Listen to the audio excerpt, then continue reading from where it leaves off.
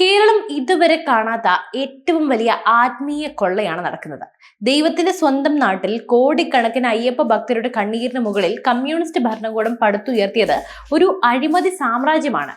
ശബരിമലയിലെ സോപാനത്തിൽ ഭക്തർ ചാർത്തിയ സ്വർണം എവിടെ പോയി? ഡൽഹി മുതൽ തിരുവനന്തപുരം വരെ നീളുന്ന ഈ അഴിമതി മാഫിയയുടെ തലവനാര്? മുൻ ദേവസ്വം മന്ത്രി കടകംപള്ളി സുരേന്ദ്രനും നിഗൂഢമായ കരാറുകാരൻ പോറ്റിയും തമ്മിലുള്ള ബന്ധമെന്ത്? കേരള രാഷ്ട്രീയത്തിന്റെ അടിത്തറ ഇളക്കാൻ പോകുന്ന ആ സത്യങ്ങളാണ് നമ്മൾ ഇന്ന് പുറത്തുവിടുന്നത്. ഇന്ത്യയിലെ ഏറ്റവും പവിത്രമായ തീർത്ഥാടന കേന്ദ്രങ്ങളിലൊന്നാണ് ശബരിമല. വർഷം തോറും കോടിക്കണക്കിന് രൂപയുടെ വരുമാനമാണ് ഭക്തർ ഇവിടെ അയ്യപ്പന് സമർപ്പിക്കുന്നത്. എന്നാൽ 2016 മുതൽ 2021 വരെയുള്ള കാലഘട്ടത്തിൽ കടകംപള്ളി സുരേന്ദ്രൻ ദേവസ്വം മന്ത്രിയായിരുന്ന സമയത്ത് നടന്നത് ആസൂത്രിതമായ ഒരു പകൽക്കൊള്ളയാണെന്ന് ഇപ്പോൾ ഉയരുന്ന ആരോപണങ്ങളുണ്ട്. ശബരിമലയിലെ സോപാനത്തിൽ സ്വർണം പൂശുന്ന പ്രക്രിയയിലാണ് വലിയ തോതിലുള്ള അട്ടിമറി നടന്നത്.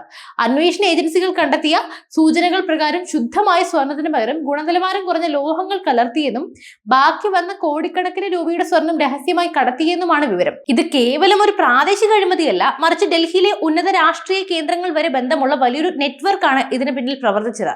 ഈ കഥയിലെ ഏറ്റവും ദുരൂഹമായ വ്യക്തിയാണ് പോറ്റി എന്ന കരാറുകാരൻ. ഒരു സാധാരണ കരാറുകാരൻ എങ്ങനെയാണ് ദേവസ്വം ബോർഡിലെ സർവാധികാരം ലഭിച്ചത്?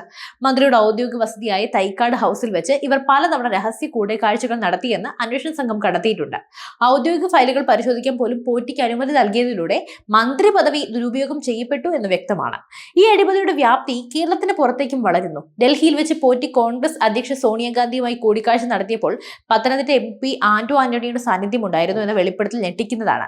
BJP നേതാക്കളും ഇതിനെതിരെ കടുത്ത ആരോപണങ്ങൾ ഉന്നയിച്ചിട്ടുണ്ട്. രാഷ്ട്രീയ ഭേദമന്യേ നേതാക്കൾ കൈകോർത്ത് ഒരു വൻ അഴിമതിയുടെ ചിത്രം ഇവിടെ തെളിയുന്നു. ഭക്തരുടെ പണം രാഷ്ട്രീയ പാർട്ടികൾ അവരുടെ ബിനാമി ഇടപാടുകൾക്ക്, തിരഞ്ഞെടുപ്പ് ഫണ്ടുകൾക്കുമായോ ഉപയോഗിച്ചത് ഇന്ത്യയിലെ മറ്റ് വലിയ ക്ഷേത്രങ്ങളിൽ നടക്കുന്ന അഴിമതികളേക്കാൾ ഭീകരമായ ഒന്നായി ശബരിമലയിൽ ഈ സ്വർണ്ണക്കടത്ത് മാറുകയാണ്. വാക്കാലുള്ള ആരോപണങ്ങൾ മാത്രമല്ല, ഡിജിറ്റൽ തെളിവുകളും ഇപ്പോൾ പുറത്തു വരുന്നു. കടകംപള്ളി സുരേന്ദ്രനും പോറ്റിയും തമ്മിലുള്ള വാട്സപ്പ് ചാറ്റൊക്കെ അന്വേഷണ സംഘത്തിന്റെ പക്കലുണ്ട്. ഒരു മന്ത്രിയും കരാറുകാരനും തമ്മിൽ ഇത്രയേറെ അടുപ്പം ഉണ്ടാകുന്നത് സാധാരണ ആണോ? സ്വർണത്തിന്റെ ഓരോ തരിയും കൃത്യമായി കണക്ക് പറയേണ്ട ഭരണകൂടം എന്തുകൊണ്ട് ഇപ്പോൾ മൗനം പാലിക്കുന്നു? പിണറായി വിജയന്റെ മൂക്കിന് താഴെ നടന്ന ഈ കൊള്ളയ്ക്ക് അദ്ദേഹം മറുപടി പറയേണ്ടി വരും.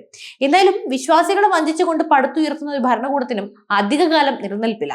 ശബരിമലയിലെ ഓരോ തരി സ്വർണവും തിരികെ വരുന്നതുവരെ, ഓരോ അഴിമതിക്കാരനും ജയിലിനുള്ളിലാകുന്നത് വരെ കേരളത്തിലെ ജനങ്ങൾ തീർച്ചയായും പോരാടും. ഇത് വെറും ഒരു വാർത്തയല്ല, മറിച്ച് നമ്മുടെ വിശ്വാസത്തിന് മേൽ നടന്ന കടന്നുകയറ്റമാണ്.